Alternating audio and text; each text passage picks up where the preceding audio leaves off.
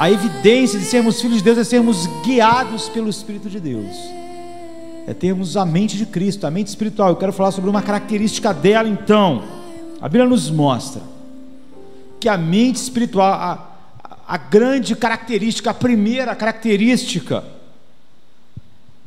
é que ela passa a ver Deus em todas as coisas, ver Deus em tudo. Esses dias, esse mês, foi um mês chuvoso no Rio de Janeiro, e no Brasil também, mas no Rio de Janeiro choveu muito, tempestades, cidade alagada, as cidades passando por apertos por causa da quantidade de água.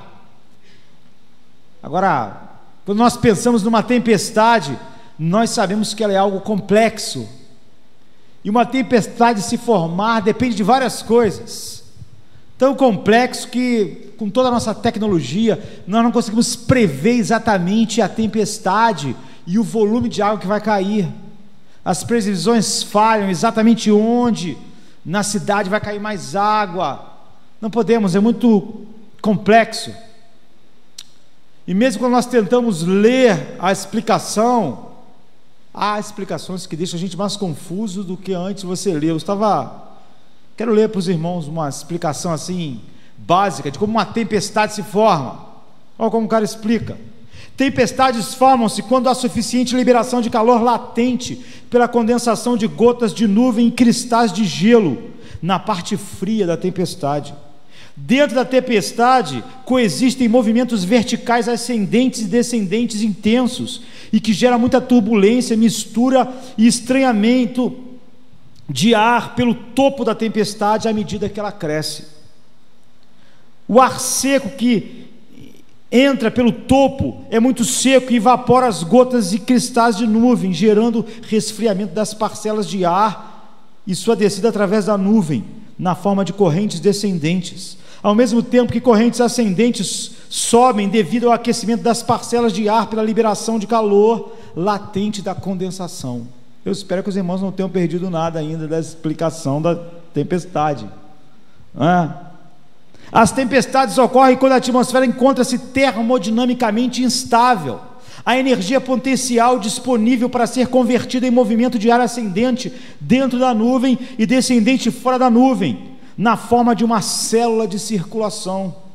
E quando a convergência do vento em superfície, por exemplo, junto a uma frente de rajada de brisa marítima durante o período conectivo. É interessante que novas células de tempestade podem se formar do lado em que o ar úmido adentra a tempestade principal, ou seja, a parte indutora. As células podem se deslocar em uma direção enquanto a tempestade em si ou o sistema de tempestade se desloca em outro. O sistema vai na direção do vento médio da troposfera, enquanto as células individuais se propagam em direção intermediária entre o vetor médio troposférico e o oposto vetor médio da baixa troposfera, isto é, para uma direção inclinada em relação àquela que o ar úmido é instável, entra na nuvem em baixos níveis. Eu vou parar de explicar, porque eu tenho a impressão de quanto mais se explica a tempestade, mais nós não entendemos nada do que eu tenho dúvida até se o cara que está explicando entende alguma coisa que ele está dizendo, ou se ele está enrolando todo mundo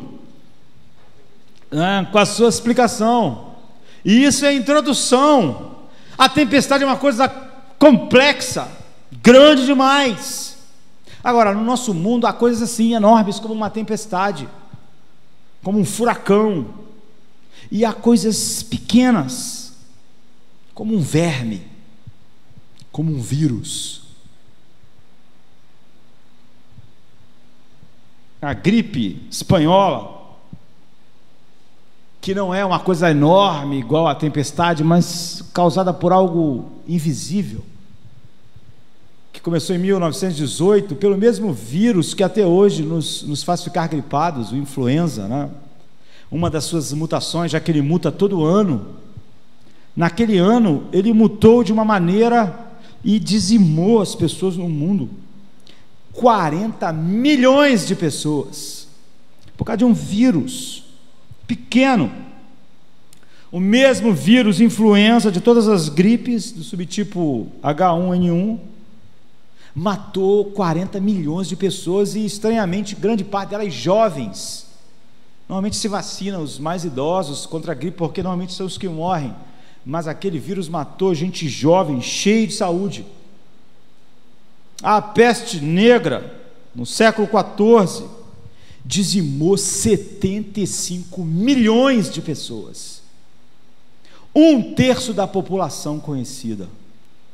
Nem nós, com a nossa tecnologia, estamos prontos para 1/3 das pessoas morrerem. Não há cemitérios para 1/3 das pessoas morrendo. Os cadáveres ficaram amontoados pelas ruas, e se morre hoje, ficaria também. Não há hospital, não há cemitérios, não há como conter algo que mate 1/3 da população. E foi causado por algo minúsculo, uma tempestade gigante e um verme minúsculo. O que uma mente espiritual, qual é a sua característica essencial? Ela vê Deus em tudo. Em tudo. Nós, em 1 Coríntios 2,16 diz: mas nós temos a mente de Cristo. Essa é a grande característica, é o pontapé inicial desta nova mente, que é oposta àquela mente que é inimizade contra Deus. Paulo diz: mas nós temos a mente de Cristo. Jesus, ele tinha um coração terno, um coração interessado pelos pecadores, um amor perfeito, uma entrega total, uma obediência perfeita ao Pai. Deus enviou ele não fugiu disso. Jesus não vivia enquanto nas horas vagas cumpria o que Deus queria, o que muitas das vezes é o que as pessoas querem fazer, viver como o mundo, mas na hora que dá tempo viver para Deus. Não, nem esse é o chamado de Deus para nós. E Jesus não viveu assim, ele não fugiu. O coração dele estava cheio de amor por tudo aquilo que o Deus, o Pai, ordenou que ele vivesse. Ele não estava num mundo estranho, como muitas pessoas podem pensar, apesar desse ser um mundo pecador. Esse é o mundo que ele criou, habitado por homens que ele criou, por animais que ele criou, soprado pelo vento que ele criou, regado pela chuva que ele criou. E ele não estava numa nação que nunca tinha escutado falar a respeito dele. A Bíblia diz: ele veio para o que era seu, mas o que era seu não o recebeu. Ele era cheio de amor, ele era o Cordeiro de Deus. E ele pregou na sua cidade, Cafarnaum, na sua cultura. Ele pregou no lugar onde ele cresceu, Nazaré. E qual foi o resultado? O resultado é que ninguém se converteu. O mais perfeito pregador, o próprio Deus pregou, ninguém se converteu. Alguém poderia pregar melhor que Jesus? Não. Alguém poderia pregar mais perfeitamente, com o coração mais puro, com uma mensagem mais íntegra do que o próprio Filho de Deus? Alguém poderia dizer que ele não pregou adequadamente? Será que a abordagem de Jesus não foi correta para aquela cidade, como é tão comum dizer hoje? Será que Jesus errou na contextualização? Será que Jesus falhou com sua cidade, com a cidade que ele viveu? Será que ele falhou de pregar de uma maneira que as pessoas entendessem?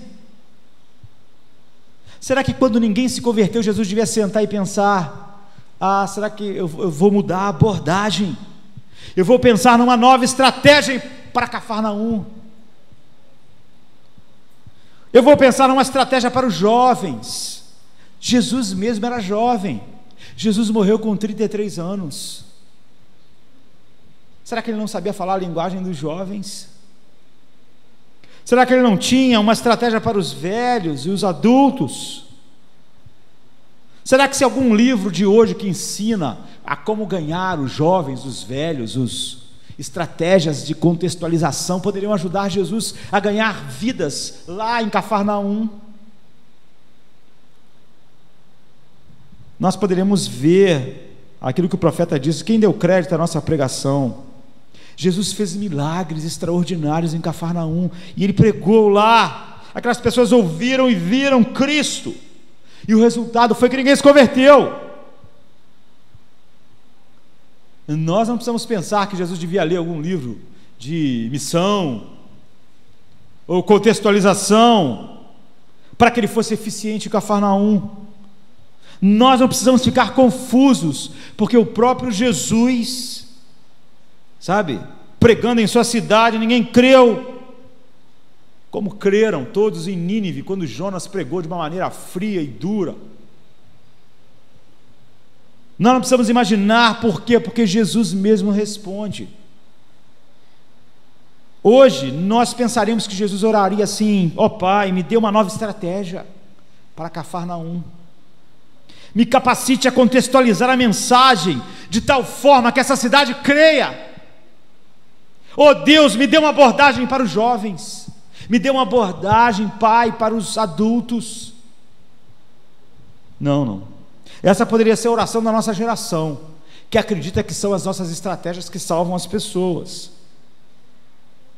Mas Jesus orou quando ninguém se converteu. Em Mateus 11, 25 ele diz: graças te dou, ó Pai, Senhor dos céus e da terra, porque ocultaste essas coisas aos sábios e entendidos e as revelaste aos pequeninos. Sim, ó Pai, porque assim foi do teu agrado. Obrigado, Deus, obrigado, Pai, porque tu ocultou isso de quem tu quis, porque assim foi a tua vontade. Uma mente espiritual vê Deus em tudo. Assim era Jesus. No livro de Jonas, no capítulo 1, versículo 4, a Bíblia diz assim: mas o Senhor mandou um grande vento, e fez-se no mar uma forte tempestade, o navio estava pronto de partir-se. Uma grande tempestade, Deus mandou em direção a Jonas. Nós lemos como as pessoas explicam como uma tempestade se forma, nós vimos como é complicado, como depende de temperatura, pressão, mas Deus mandou uma tempestade. A tempestade não aconteceu por acaso. Em Jonas 1,17 a Bíblia diz: Deus preparou um grande peixe para engolir Jonas. Esteve Jonas 3 dias dentro das entranhas do peixe. Nós não queremos estudar o livro de Jonas, nós queremos ficar olhando para o fato da mente espiritual ver Deus em tudo. Deus mandou, Deus preparou o peixe. O peixe não estava passando ali por acaso. Quando você vê um peixe nadando no mar, você pensa: se o peixe está por aqui, ele podia estar por ali ou por lá. Deus não está tomando conta disso, mas preparou. A Bíblia diz em Jonas 4, 6, 8: e fez o Senhor nascer uma boboreira. A planta não nasceu porque ela, por acaso ali nasceu uma... Não, Deus fez nascer, e ela subiu por cima de Jonas, para que fizesse sombra sobre a sua cabeça, a fim de livrar ele do seu mau humor, do seu enfado, é o que a Bíblia diz. E Jonas se alegrou em extremo por causa da boboreira. Deus fez nascer a árvore, a boboreira, a planta, e ele ficou feliz. A Bíblia diz: mas Deus enviou um verme. Nós vimos como a tempestade é complicada e complexa, e como um verme é visível. Deus mandou a tempestade enorme, Deus mandou um verme invisível, Deus fez crescer a boboreira, Deus mandou o vento, Deus fez todas essas coisas. Deus enviou um verme no dia seguinte, e ele destruiu, a boboreira secou, e aparecendo o sol, Deus enviou um vento oriental escaldante. O vento não soprou porque Deus enviou. Você sabe, eu não vou nem ler como se formam os ventos, para vocês não ficarem mais confusos que vocês já estão, mas Deus mandou o vento, um vento escaldante vindo do Oriente, do deserto, sobre a cabeça de Jonas. E o vento com o sol feriu a cabeça de Jonas quando ele estava acordando. A pressão dele deve ter caído, porque a Bíblia diz que Jonas desmaiou, aquele calorão.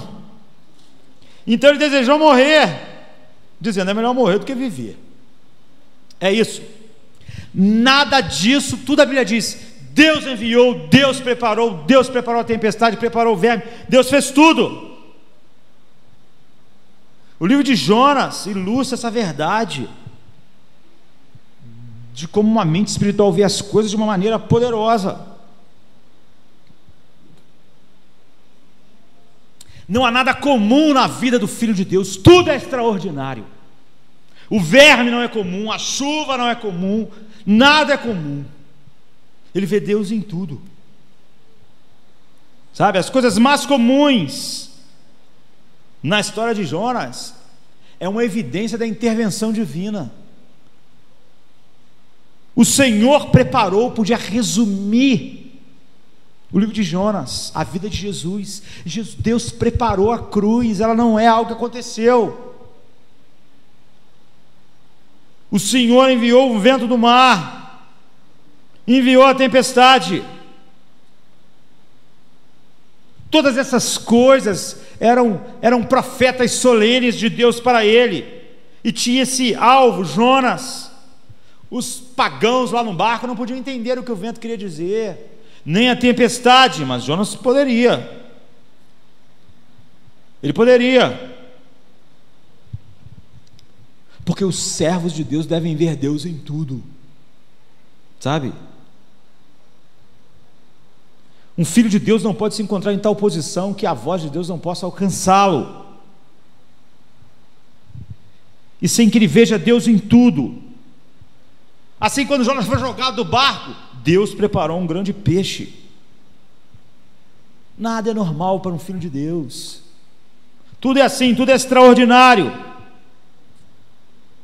tanto verme quanto uma tempestade, tanto uma grande coisa quanto as coisas mais insignificantes.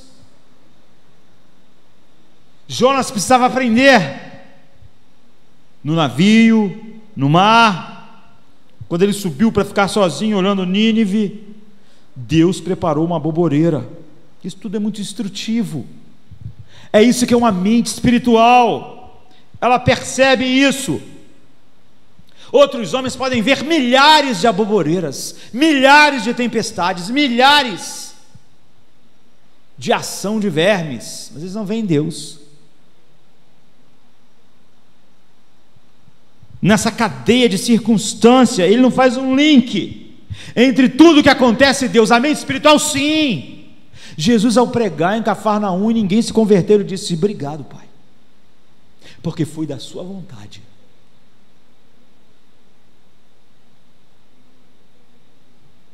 Ele via Deus em tudo. Essa é a mente. A boboreira, o grande peixe, foram mensageiros de Deus para a alma de Jonas.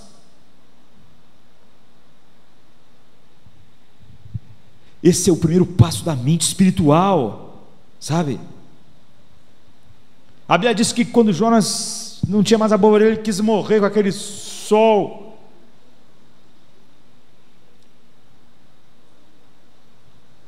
Mas esse não é o desejo de estar com Deus, não é? Quando as circunstâncias da vida são tão ruins que nós pensamos: é melhor nós partirmos. Isso mostra a maldade do nosso coração, porque se tudo estivesse bem, nós não queremos partir. Não é Deus, a glória de Deus, estar com Cristo, que está fazendo a gente dizer: é melhor eu partir. É a aflição. Isso não tem nenhum valor. Deus queria mostrar isso. Esse teu desejo de morrer não é igual ao de Paulo, que é melhor partir e estar com Cristo. Não é. É só porque a sua boboreirazinha morreu, sabe? Então você quer morrer também. Essas coisas desnudaram. Enquanto o troço estava fazendo sombra para ele e ele sentiu algum conforto, ele não estava pensando em morrer. Ele estava super contente, o texto diz, com a boboreira. Nós vamos aprender coisas importantes. Só o Filho de Deus pode ver Deus em tudo. Isso diferencia a mente espiritual da mente que é inimiga de Deus. A mente espiritual sabe que Deus preparou o verme, que Deus preparou o vento, o peixe.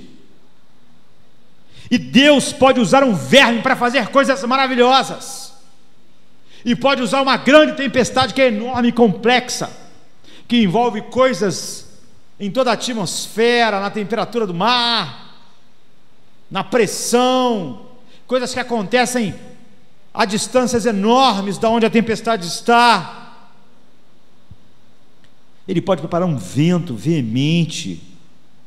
Então, a mente espiritual vê Deus em tudo, vê Deus no verme, na baleia, na tempestade, na boboreira, nas pessoas que não se convertem em Cafarnaum, vê Deus em tudo, das coisas grandes às insignificantes. Isso tudo é impressionante. Como nós poderíamos pensar que Deus usaria um verme invisível, no mesmo contexto em que Ele usa uma tempestade gigantesca? Coisas grandes e pequenas só são grandes e pequenas para nós. Nada é grande demais para Deus e nada é insignificante para Ele também. Deus criou a tempestade, Deus criou o verme. A Bíblia diz que Ele se assenta sobre o globo da terra, que Ele conta o número das estrelas. Tanto galáxias como átomos são para Ele a mesma coisa. Nada é grande ou pequeno para Deus. Deus está em tudo.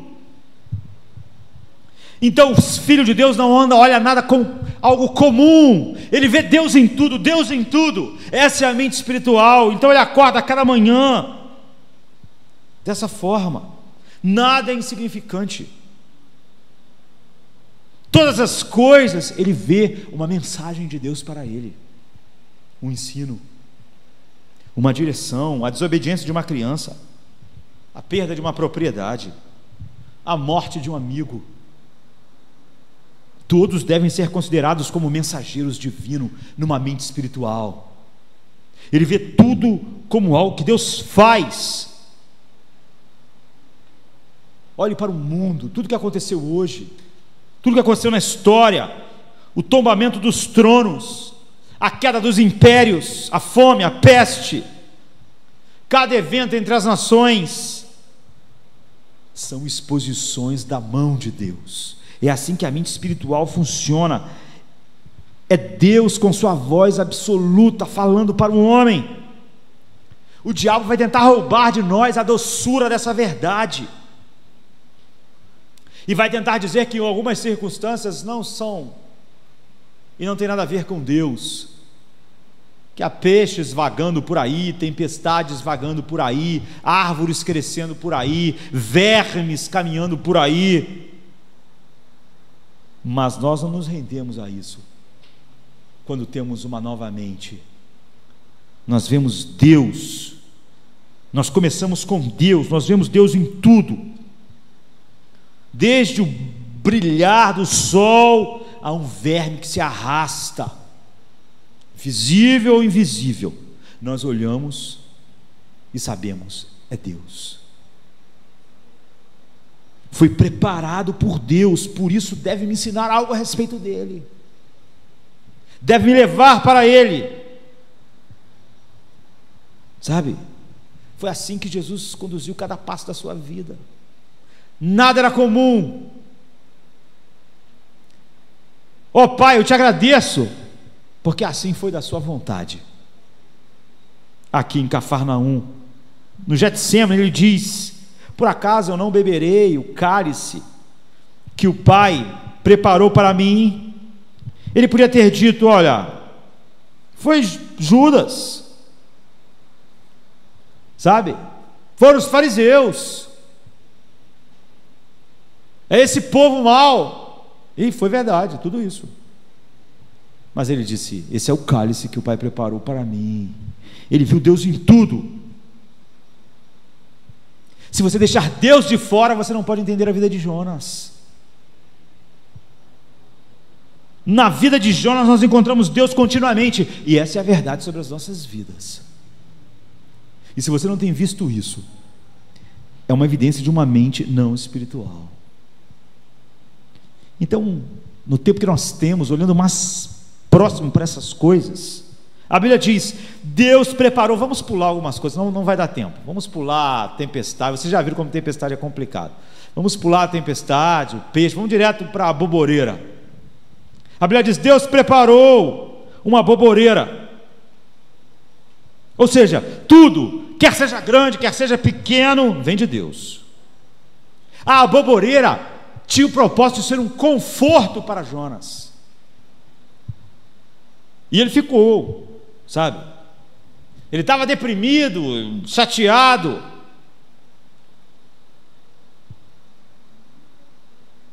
E Deus deu a ele esse conforto. Deus chama para nós a atenção de que todo o nosso conforto é Ele que dá. Infelizmente, nós não vemos Deus em tudo assim, sabe? Deus enviou esse conforto para Jonas quando Jonas estava irritado, estava zangado com Deus e com raiva dos semelhantes. Ele queria que aquelas pessoas morressem, e ele estava extremamente zangado com as atitudes de Deus. E ele, com os pés dele mesmo, foi para cima daquele lugar. Ele se colocou fora da cidade, ele se colocou debaixo do sol, com uma proteção tosca. Ele estava cheio de ressentimento, descontentamento. Então ele sentou e disse: eu vou esperar a cidade ser destruída. Mas Deus fez crescer uma boboreira como uma sombra sobre a cabeça, e a Bíblia diz, para livrar ele do seu sofrimento. Isso não é incrível? Eu acho isso maravilhoso, sabe? Nós, no lugar de Deus, falaríamos: bem, Jonas foi para lá porque quis, ele está sendo pirracento.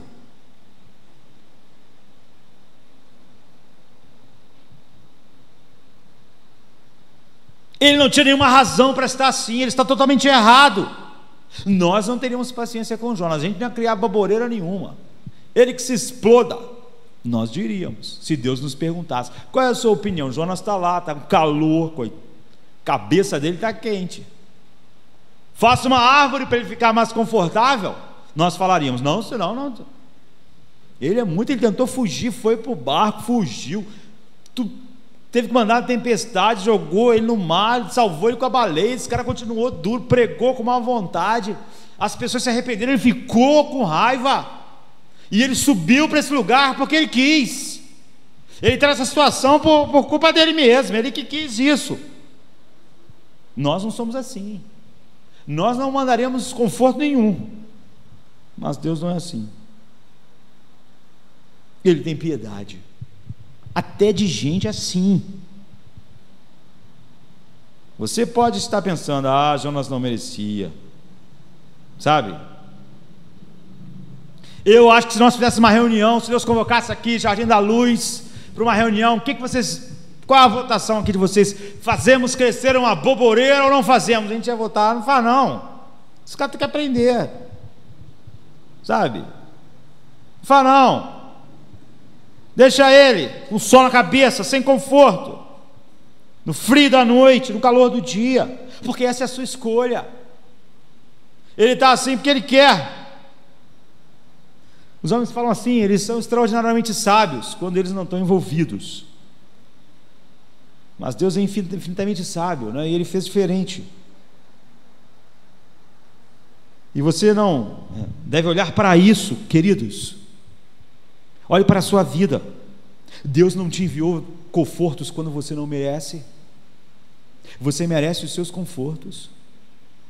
Você está fazendo o que Deus mandou. Deus enviou Jonas para Nínive, mas Deus enviou você para o mundo. Você está fazendo o que Ele mandou. Todo dia você acorda para a obediência a Deus. Mas quantas aboboreiras Ele está fazendo crescer na sua casa, na sua vida. Você não pode ver nenhum conforto seu que não tenha sido dado por Deus. Na sua loucura, às vezes você acha que as aboboreiras da sua vida foi você que conquistou, são suas, te pertencem. Não seria mais propício Deus fazer uma vara para nos perseguir dia a dia? No entanto, Deus nos enviou o conforto, aliviou nossas tristezas, a maioria delas que tolamente nós procuramos, como Jonas. Deus nos abençoou quando nós estávamos de mau humor, quando estávamos reclamando, quando estávamos insatisfeitos, quando estávamos invejando outras pessoas. Deus tem sido maravilhosamente pródigo para conosco, tem feito nascer aboboreiras. Todos os nossos confortos vêm de Deus. A mente espiritual vê isso. Tudo vem de Deus. Então olhe para trás na sua vida. Quantos confortos, quantos dias de saúde,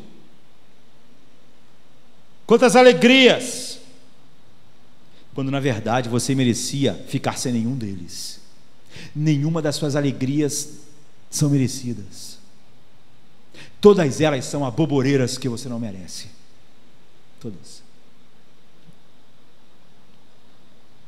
Observe que o conforto veio para Jonas no momento que ele mais precisava. Aquela árvore com folhas largas, aquela planta, sabe, cresce muito rapidamente e é comum naquele lugar. E é o que Deus fez numa noite, crescer aquilo, protegeu Jonas. O conforto é mais maravilhoso quando ele chega na hora da extrema necessidade, não é assim? Deus não atrasa. Um abrigo no tempo da tempestade é muito mais amado do que um abrigo num tempo comum, num dia comum, sabe, quando tudo está desmoronando e você alcança a salvação, é muito mais doce do que quando estava tudo bem. Agora, o que Deus nos ensina é que Ele está em todos os nossos confortos. Agora, não deixe que a sua aboboreira torne-se o seu Deus, mas deixe que ela te leve para Deus. E isso começa quando você vê Deus em seus confortos. Isso é Deus. Isso aqui, esse conforto, esse prazer é Deus. Isso não pode me afastar dele. Isso não pode me fazer relapso ao propósito que Ele tem para a minha vida. Ele está me dando isso. Porque quando nossas aboboreiras, nossos confortos se tornam nossos ídolos, eles se tornam a nossa ruína. Mas quando o nosso conforto, saúde, prazeres nos levam a bendizer Deus em obediência e gratidão, quando eles se tornam o mensageiro de Deus, quando eles nos ensinam, Deus é bom, Deus está te dando tudo que é bom por graça, quando eles nos ensinam isso, faz brotar gratidão em nós. Mas quando isso não acontece, então eles são a nossa ruína. Deus enviou isso. Agora, Deus sabe quando dar e quando tomar, sabe? Na vida de cada santo há o tempo determinado para todas as coisas. Porque há agora o brilho do sol e amanhã o rugido da tempestade. Porque aqui há um casamento enquanto ali há um funeral. Porque há som de música e às vezes há música de luto. Deus sabe. Isso é uma grande bênção. Deixar tudo nas mãos de Deus. Nosso conforto vem de Deus. Deixe então que o conforto, que nós chamamos de a primavera da aboboreira, que nasceu numa noite, possa morrer numa manhã. Porque tudo está nas mãos de Deus. Reconheça que o conforto vem dele em sua vida, e que você não é digno dele como Jonas não era.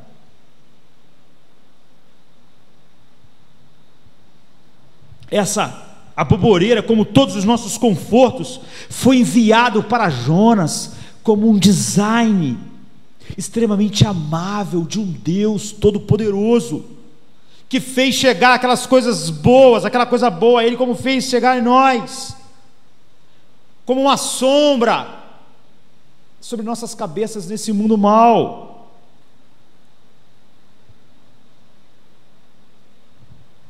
Mas isso nos mostra que pequenas coisas causam grande alegria em nós. A Bíblia diz que Jonas ficou cheio de alegria com a aboboreira. Você pode achar ridículo, não é assim? Uma aboboreira, o cara ficou todo alegre.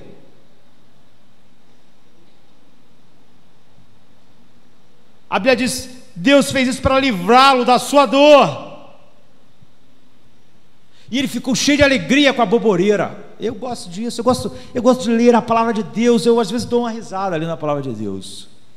E quando eu leio isso, dá vontade, se eu pudesse, dar um abraço. Vem cá, Jonas, dá um abraço nele. Porque eu acho que quando Jonas escreveu isso, porque os detalhes têm que fluir de Jonas, ele pensou, lá no futuro o pessoal vai me achar um idiota. Que idiota. Vão achar que eu era mó tolo quando eles leem a minha história. Mas ele foi honesto, não é maravilhoso? Mas ele escreveu. Eu fiquei feliz com a boboreira. Depois eu quis morrer porque ela morreu. Ah, que honestidade. Deus quer isso em nós. Ele deve ter dado um risinho quando estava escrevendo isso e pensado, eles vão achar que eu era um idiota completo. Oh Deus. No entanto, ele continuou, ele não vacilou na sua pena. Isso diz a nosso respeito a mesma coisa. Você acha, pô, se o cara ficar cheio de felicidade por causa de uma boboreira, a verdade é que nós nos alegramos com bagatelas, ficamos cheios de alegria por causa de um carro, por causa de uma casa, a boboreiras. Isso não devia ser a nossa grande alegria, mas essas bagatelas têm sido a alegria das pessoas que dizem que Deus é o seu tesouro. Que pobres criaturas podem ficar satisfeitas ou consoladas com coisa tão pequena, a ponto de fazer de uma boboreira o seu ídolo. Se ela morrer, eu quero morrer. Que tolice, sabe? Parece para nós. Parece, em primeiro lugar, ele ter ficado tão contente com uma boboreira. Mas é como você fica contente com o seu aumento, com as coisas que Deus te dá. Para Deus é tudo a boboreira, mas você faz disso a sua alegria. Como Deus, essa boboreira, eu estou tão feliz com a boboreira. Que maravilha. Como é bom ter essa boboreira. Tanta alegria por tão pouco. Mostra uma mente que não conseguiu ver o valor das coisas. Mas nós podemos ver na boboreira sim a bondade maravilhosa de Deus. A Bíblia diz que Deus fez isso para o conforto dele. E a Bíblia diz que Jonas estava extremamente feliz com a boboreira. Já pensou nisso? É isso, é como você ficar feliz com aquelas coisas que você tem, que te traz conforto.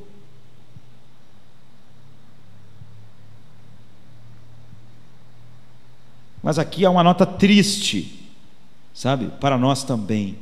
Há uma nota alegre de pensarmos que todas as coisas boas, até as mínimas, vêm de Deus, e Ele nos livra da pressão, dor e do luto. Mas há aqui a nota triste. Jonas não parece extremamente grato com a boboreira. Ele ficou feliz com a boboreira, não com Deus. Ele não pensou, Deus, essa boboreira que tu criaste para o meu conforto, tu é tão bom. Eu, quando olho para essa boboreira, só consigo ver como tu é maravilhoso. Essa boboreira foi tu que, enquanto eu estava dormindo, cresceu isso. Tu és bom demais, mas ele não foi grato. Então há uma grande diferença entre estar feliz com a misericórdia de Deus e grato com o que Deus faz. Você está saudável, está feliz, mas talvez não grato. Você tem emprego, está feliz, mas não grato. Você comprou aquilo, ficou feliz, mas não grato, porque você não pôde ver Deus. Você está feliz com a coisa. A Bíblia diz que Jonas estava extremamente feliz com a boboreira, mas ele continuou em relação a Deus a mesma coisa, sabe? Às vezes o homem gasta o seu tempo se alegrando com o conforto, em vez de se alegrar em Deus. O Deus que deu o conforto. Se ele se alegrasse com Deus que deu o conforto na boboreira, então o coração dele estava no caminho certo, mas a boboreira, o conforto, acabou mostrando que o coração dele estava errado. Possivelmente o verme talvez não tivesse devorado a boboreira se o coração de Jonas estivesse certo. Eu diria que o nosso conforto sempre é mais seguro quando ele está envolvido com verdadeira gratidão a Deus, quando ele nos leva para Deus. Ele está mais protegido quando nós cobrimos o nosso conforto de gratidão e usamos ele para a glória de Deus. Esse é o primeiro ponto, mas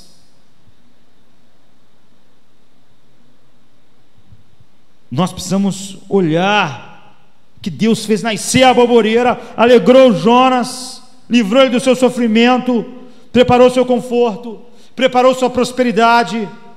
É assim, você tem que olhar assim. Você tem esposa, Deus preparou a sua esposa, ela não pode te afastar de Deus. Deus preparou o seu esposo, Deus preparou o seu casamento, Deus preparou os seus filhos, Deus te deu os filhos, Deus te deu um emprego. São aboboreiras, foi Deus. Portanto, abaixe a cabeça em sinal de gratidão e use essas coisas para a glória de Deus e para a propagação do seu nome no mundo. E o segundo lugar, a Bíblia diz: Deus enviou um verme. Você vê, Deus fez nascer a boboreira. Agora, Deus enviou um verme, não foi que o verme apareceu, foi o diabo que enviou o verme. Deus enviou o verme. Isso quer dizer, como eu disse, a mente espiritual vê Deus em tudo. Ele vê Deus nos nossos confortos, mas vê Deus em nossas perdas. O grande conforto de Jonas foi destruído por uma coisa muito pequena, não uma tempestade, mas um verme, algo que na maioria das vezes nós não podemos nem ver. Como pode ser rápido a maneira de Deus tirar todos os nossos confortos no mundo? Uma pouca flutuação no mercado e alguém vai à falência, e a empresa começa a cortar custos, uma dor no peito, e uma família não tem mais pai, não tem mais mãe, nossos filhos ficam com febre, nós levamos no hospital achando que é nada demais, e descobrimos que aquilo é muito sério. Pequenas pontas vermelhas no rosto se transformam em algo muito grande. Um pequeno verme pode destruir todos os seus confortos. E uma coisa invisível destruiu o conforto de Jonas. Deus enviou um verme. Queridos, uma coisa muito pequena pode entrar na sua vida e transformar toda a sua alegria nas aboboreiras em tristeza, sabe? Verme, invisíveis, coisas invisíveis, e agentes, às vezes ruins, não é? O sussurro venenoso de fofocas e línguas afiadas, uma enfermidade, uma tragédia financeira. No caso de Jonas, Deus preparou um verme.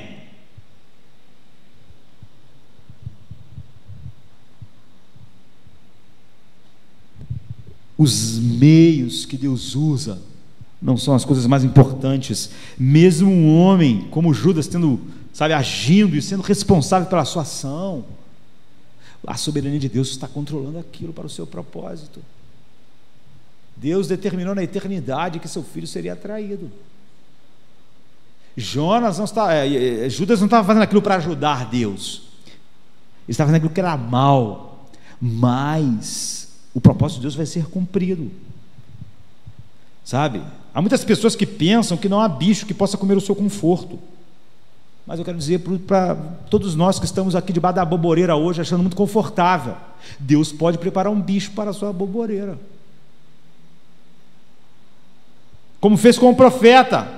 Deus preparou um verme, como Deus tinha preparado a boboreira. O mesmo Deus, Ele deu o conforto, Ele destruiu o conforto. E o verme que Deus preparou fez seu trabalho muito rapidamente, numa noite.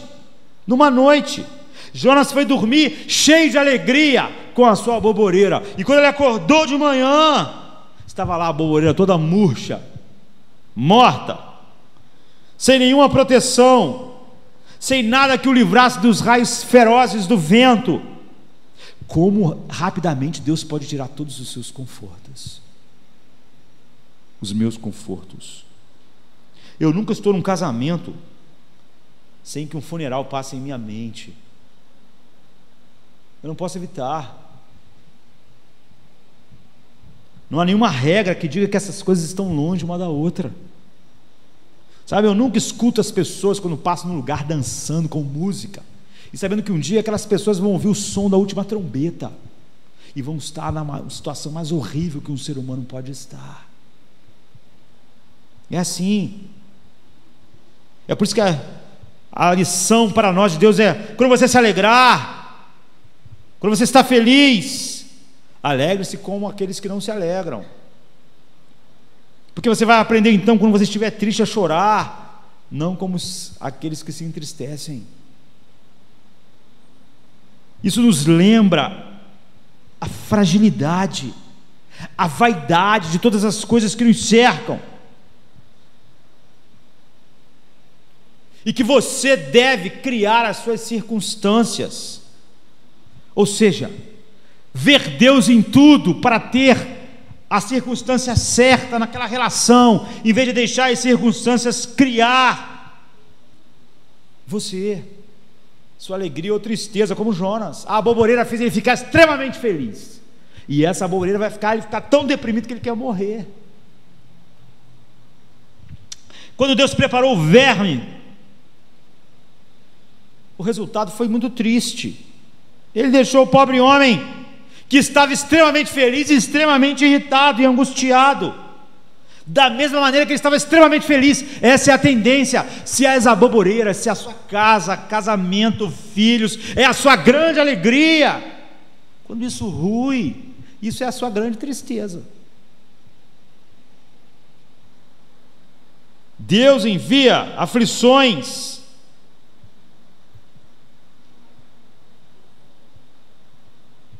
e qualquer outra dessas coisas, e isso fica evidente. Nunca diga: hoje no evangelho místico, o diabo em tudo. As pessoas veem o diabo em tudo, mas é o contrário. Aqui houve verme, tempestade. Em muitas das suas aflições pode ter o dedo do diabo, mas não a supremacia dele. Há tanto do diabo quanto há do verme aqui. Como Deus falou para o diabo: toque em Jó, mas não na sua vida. Ou seja, o diabo não está decidindo nada. Ele está sobre a supremacia de Deus, como verme. O diabo não podia tocar sem a sua permissão. Deus está por trás de tudo que acontece. É isso que a mente espiritual vê. Você podia dizer: olha, Judas é mau, o diabo tentou Judas. É verdade, mas foi da vontade do Pai moê-lo. Foi da vontade do Pai que ele morresse. Ele é o cordeiro morto antes da fundação do mundo. Portanto, antes de começar a retroceder até o agente secundário, você deve encontrar, você não deve ser como cão. No tempo não vai dar, mesmo eu pulando a tempestade e a baleia. O cão, quando você bate num cão com uma vara, ele morde a vara. Falta uma certa sabedoria e pensar: essa vara não é a culpada, na verdade é aquele cara lá atrás da vara. Mas você, às vezes é assim, você fica com raiva do verme, não é assim? Que verme desgraçado, que doença maldita. Não, isso é ridículo. É o cão mordendo a vara. Se você brigar com qualquer coisa, você está brigando com Deus. Não é o verme que destruiu a planta, Deus enviou o verme. É isso. Não adianta brigar com o agente do Senhor, porque Deus é afinal que envia a aflição. E a Bíblia diz: Ele não aflige nem entristece de bom grado os filhos dos homens. Então nós temos que dizer como o velho Eli, quando soube que seus filhos iam morrer, ele disse ao Senhor: faça o que bem lhe parecer. Ou então quando Arão soube que seus filhos morreram, e que ele não podia nem no enterro dos filhos, porque eles ofereceram a Deus um fogo estranho. A Bíblia diz: e Arão então calou-se. Quando nós não temos nada para dizer que seja algo que realmente magnifique Deus, nós podemos magnificá-lo através do nosso silêncio, porque o silêncio mostra a nossa total submissão a Deus. Sabe, Deus prepara o verme, como Ele tinha preparado a boboreira. Não se zangue com o verme, não xingue o verme.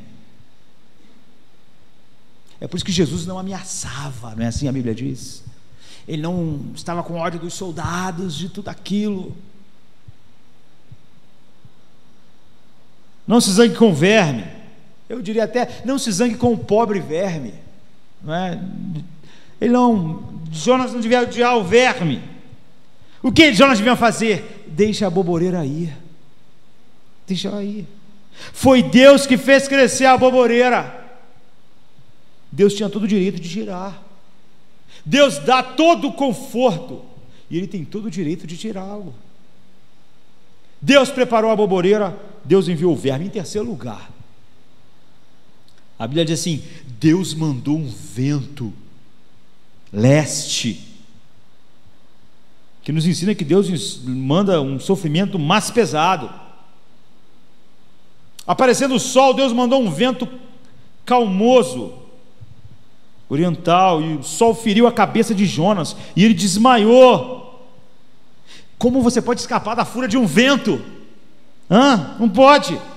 Deus mandou um vento. O vento é uma coisa complicada demais, como eu expliquei aos irmãos. Deus mandou o vermezinho, mas Deus também mandou o vento. Mandou um vento quente. Há um ditado oriental que diz que não é bom nem para o homem nem para a besta. Era um bafo quentíssimo. Hoje nós chamamos de sensação térmica. Imagina, o cara está no deserto, já morreu, não tem mais sombra. Aí vinha aquela sensação térmica, aquele vento que pareceu que as fornalhas da terra foram abertas. Tudo isso na cabeça de Jonas. Ele desmaiou. Queridos, Deus pode enviar um problema atrás do outro. Você pode pensar: mas já não tinha o verme, já não morreu a boboreira, mas agora ainda vem esse vento. É isso, vem sim. As pessoas costumam dizer, e é verdade, que problema raramente vem sozinho. Não é assim? Vem um Judas te beijar, depois vem uns fariseus para te prender, depois vem uns caras para te chicotear, depois tem lá um Pilatos covarde, uns reis covardes, aí depois tem uma multidão de povo que foi abençoado, mas que grita para matar. É assim, um troço atrás do outro. É como pássaros que vão ao bando.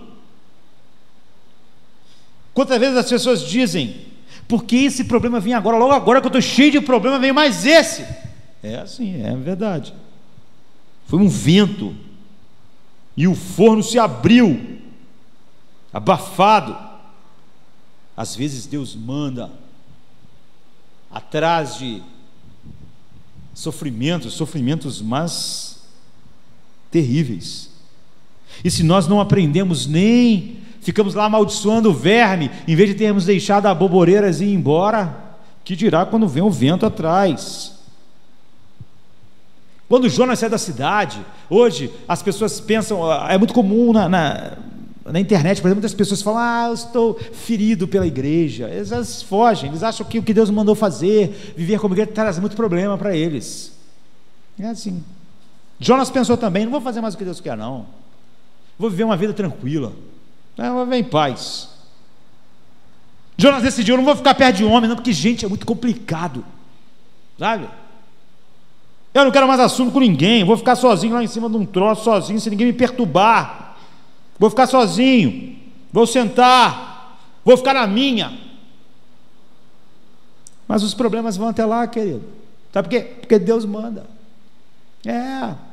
O verme vai. Jonas estava lá, ele construiu só seu abrigozinho.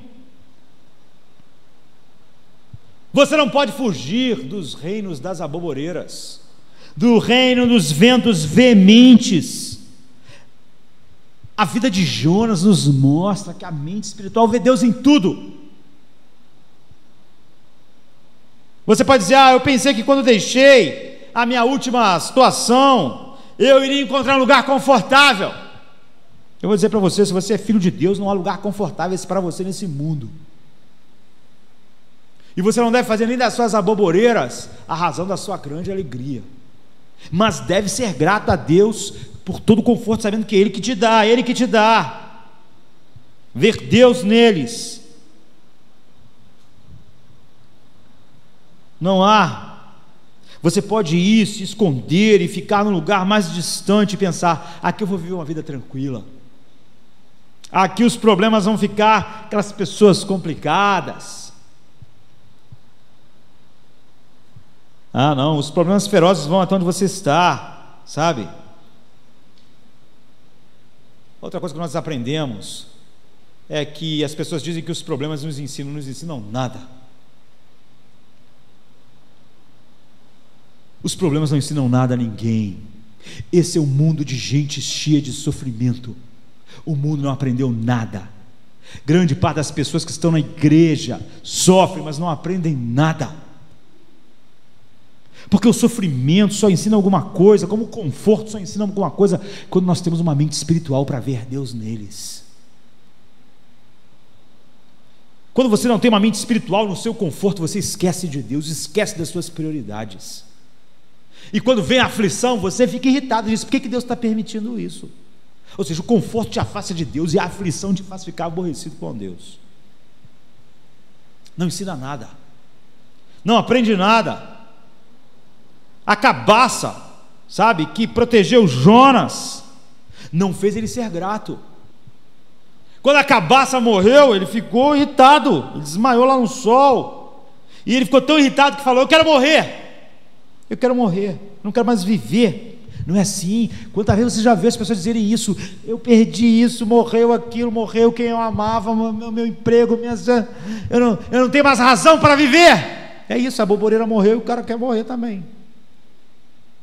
A razão dele, ele não via aqueles confortos como algo que Deus mandou para gerar gratidão e vida para a glória de Deus. Então quando aquilo é tirado, ele também não consegue ver. Então a aflição não beneficia ele, porque o conforto também não beneficiou ele. Porque sem a mente espiritual você não vê Deus em nada. Você é capaz de se alegrar com as bênçãos, como Jonas com a aboboreira, mas não se alegrar em Deus. Você fica feliz com a aboboreira, mas não grato.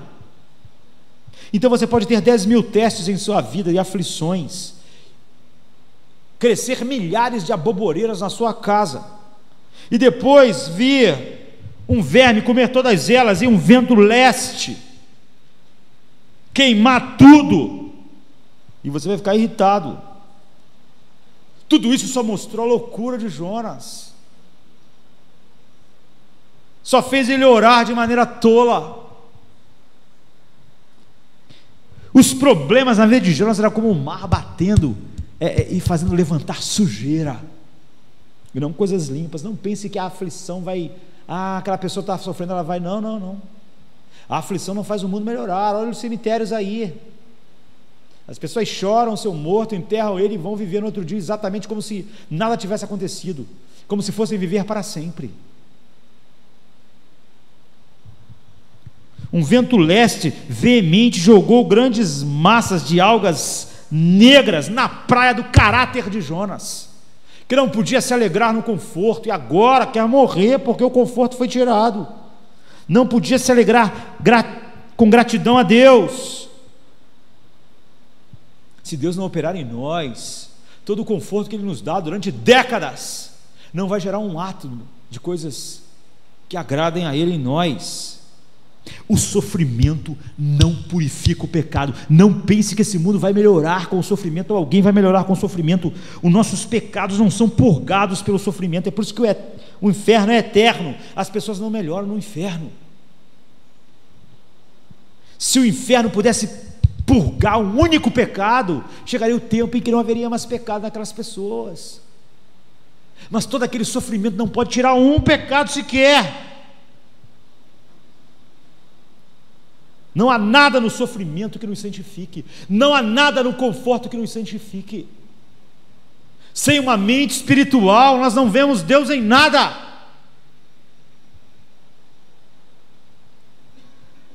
Esse é um trabalho de Deus e só de Deus. Uma mente espiritual santifica as nossas alegrias, santifica os nossos sofrimentos. Nós nos alegramos no Deus que nos deu a boboreira, e nos alegramos no Deus que enviou o verme que comeu a boboreira, e ainda nos alegramos no Deus que mandou o vento, quando temos uma mente espiritual, sabe? Nós nos prostramos diante daquele que enviou todas as coisas. Nunca se zangue com Deus se você quer, de fato, se quer imaginar que tem uma mente espiritual. Deus está certo, Ele está certo quando nos dá a boboreira, Ele está certo quando envia o verme, Ele está certo quando envia o vento, e Ele está certo ainda que Ele nos mate, Ele está certo. Uma mente espiritual vê Deus em todas essas coisas. Todas essas coisas nos levam à adoração. E quando nós podemos adorar a Deus nas profundezas, sem as aboboreiras, com o sol queimando nossas mentes e o vento veemente sobre nós, nosso louvor é mais precioso do que o dos serafins, do que o dos querubins.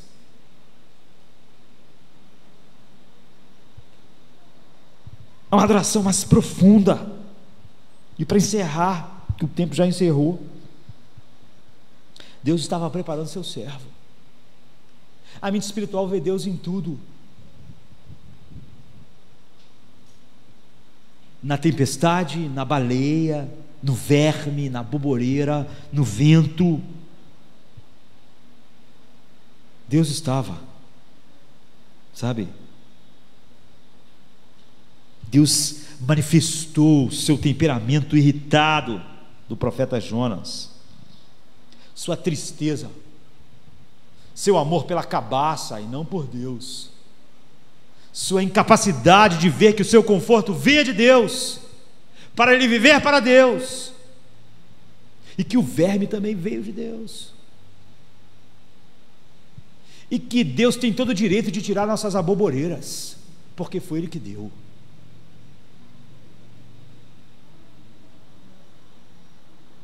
Então Deus vem, é como se eu estivesse dizendo: você está preocupado com a sua aboboreira, não é, Jonas? Você e eu podemos ficar chocados. Deus disse: mas você não se preocupou com aquela grande cidade, com aquelas pessoas que desonram o meu nome, que vivem para o meu desprazer, com a alma deles. Deus não pode dizer o mesmo para nós, queridos. Se eu tirar de vocês a casa, o carro e a saúde, vocês vão chorar. Mas eu não estou vendo vocês chorando pelo mundo, porque o meu nome é desonrado, porque a igreja tem pregado mentiras. Vocês estão se sentindo muito bem, porque vocês estão debaixo das aboboreiras que eu dei a vocês. Se eu tirar as aboboreiras, vocês choram, mas vocês não se importam. Foi o que ele falou para Jonas: você não se importa com aquelas vidas que estão sendo tragadas pela morte, e não se importa com o fato deles viverem para desonrar o meu nome. Você se alegra com a sua boboreirazinha, essa é a sua alegria, Jonas. Deus quer que Deus redime o homem para que ele tenha uma mente espiritual para ver o mundo como o mundo não pode ver. E às vezes Deus tem que usar diamante para partir o diamante duro do nosso coração, sabe? Deus estava preparando o seu servo. Nós devemos ver também em todas as nossas aflições que Deus nos prepara para consolar aqueles que sofrem, para que nós sejamos Barnabés, filhos da consolação. A mente espiritual vê Deus em tudo. Jesus suou sangue. Ele não ficou com ódio dos agentes secundários, os guardas, o traidor, Satanás, ou qualquer outra coisa que seja. Ele disse: por acaso eu não beberei o cálice que o Pai me deu? Há muitas coisas envolvidas nisso, muita gente, muita maldade, mas Jesus via Deus em tudo. Quando ele pregou em Cafarnaum e ninguém se converteu, ele disse: Pai, obrigado, porque essa foi a sua vontade. Ele não pensou: que fracasso, todo mundo deve estar pensando que eu sou um fracassado, eu preguei e ninguém se converteu, ninguém vai me querer ouvir, se eu der um curso sobre evangelização, ninguém vai se inscrever, eu sou um fracasso. Ele não, ele falou: Pai, obrigado, porque assim foi do teu agrado, eu louvo o teu nome, porque foi do teu agrado esconder essas coisas das pessoas, dos grandes aí em Cafarnaum, mas foi do teu agrado revelar os pequeninos. Isso me alegra, eu te agradeço por isso. O primeiro grande característico da mente espiritual é que ela vê Deus em tudo, nas coisas grandes e pequenas, nas tempestades tão complexas e no verme. Ele é grato a Deus e vê Deus em todos os seus confortos. Ele nunca vai deixar o seu conforto e afastar ele de Deus, ter menos tempo para Deus, ter menos prioridade em Deus. Ele vê os seus confortos, suas aboboreiras, como: isso é Deus que está me dando para o meu conforto, para me viver para Ele. Então, quando Deus envia o verme, ele diz: Deus deu a aboboreira, agora Deus tirou a aboboreira. Deus tinha direito, Ele que deu a aboboreira, Ele que me deu os confortos, agora Ele tirou o conforto. Ele enviou o verme, e atrás do verme veio um problema ainda maior. Foi Deus. Deus preparou um vento veemente, quente. Eu cheguei a desmaiar, mas foi Deus. Ele vai me tornar um homem que expresse Cristo, e essa mente espiritual foi dada a mim para ir nessa direção. Eu não merecia os confortos como Jonas não merecia a aboboreira. Você pode, à luz da palavra de Deus, olhar para você e ver: eu tenho vivido como uma mente espiritual, eu tenho visto Deus em tudo, tudo tem me levado para Deus.